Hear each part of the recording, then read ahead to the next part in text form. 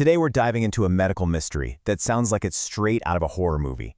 We're talking about rogue skeletons. What happens when a body starts building bones where they just don't belong? I mean, really think about it for a second. What if your own body, the very system that's supposed to heal you and keep you safe, suddenly turned on itself and started building a second skeleton? Well, believe it or not, this is a real thing. It's a medical condition called heterotopic ossification, or HO for short. And the name kind of gives it away. Heterotopic is basically Greek for in another place. And that's exactly what happens. Real living bone starts growing in places it has no business being, like deep inside your muscles and tendons.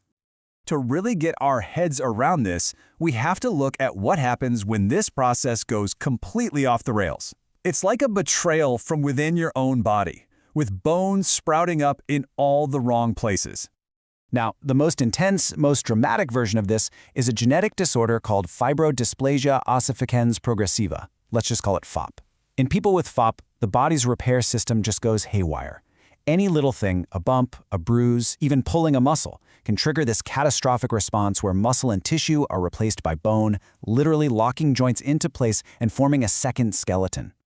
And get this, FOP is unbelievably rare. We're talking only about 3,500 people on the entire planet. That's like 1 or 2 people in a million. Now, that makes it incredibly hard to study, but it also gives scientists this amazing, unique window into the basic rules of how bone is made in all of us. So, that brings us to the next chapter of this mystery, trying to crack the genetic code. For years, nobody knew what caused FOP. But by working with these few patients, scientists finally went on a hunt for the biological culprit behind all this chaos. And they found it. Turns out the hereditary forms of HO, like FOP, are all caused by a single tiny typo in a gene called ACVR1.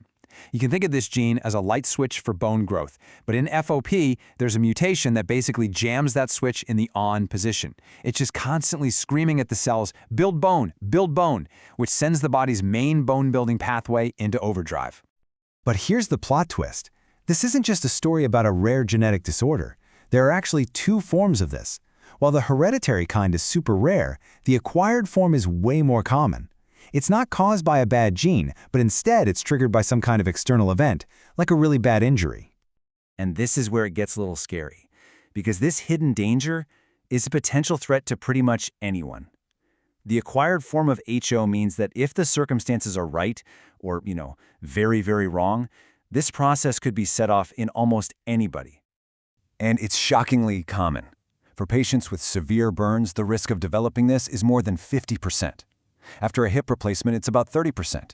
And for people with a traumatic brain or spinal cord injury, the risk can be as high as 20%. All of a sudden, this isn't some rare disease anymore. It's a major complication of pretty common injuries. So how in the world does a normal injury lead to a brand new piece of bone? Well, it's a 4-step process. First comes the initial reaction. You get massive inflammation at the injury site.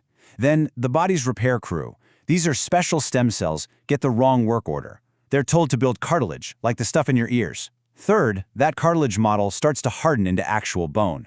And finally, that new bone matures into the same strong tissue that makes up the rest of your skeleton. You can think of it like a recipe for disaster, a recipe for rogue bone.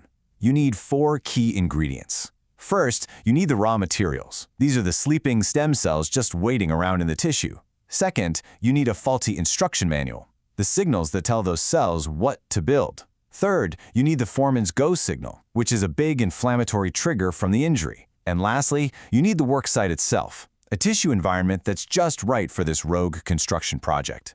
You need all 4 for the bone to grow. But see, once you understand the recipe, you can figure out how to sabotage it. And that's been the huge scientific breakthrough, learning how to intercept those signals. If you can rewrite the faulty instructions, you might just be able to stop the whole construction project before it even begins. This is the million-dollar question that's driving all the research, right? How do you fight a rogue skeleton? How do you tell the body, hey, stop, you're healing all wrong? For a long time, the only real option was what you might call the cleanup crew approach. Doctors would wait for the bone to form, then try to cut it out with surgery or manage it with radiation. The problem is, the surgery itself is another injury, which often causes the bone to just grow right back. But the new approach is so much smarter. It's like a signal jammer. Instead of cleaning up the mess after the fact, it intercepts and blocks the bad signals that start the whole process in the first place. So which signals are they trying to jam? Well, researchers have zeroed in on a few key communication lines. The big one is that BMP pathway. That's the central command for building bone. But there are others, with names like retinoic acid, hedgehog, and mTOR pathways, that all play a role. The idea is, if you can block these, you can shut down the whole rogue project at the source. And here's the amazing part. This isn't just a theory anymore. It's actually becoming a reality. We are entering a whole new era of treatment, and there's real hope on the horizon for people dealing with this. You can really see the progress over the years. The first clues popped up way back in '85.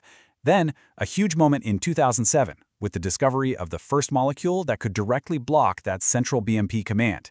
And it all led to 2022, when a drug called palovarotene became the very first drug ever approved to treat FOP. It was a massive deal. It proved that the signal jammer strategy actually works in people. So how does this stuff work? Well, palovarotene targets a very specific receptor. By activating it, it basically tells the body to hit the brakes on that overactive bone-building pathway.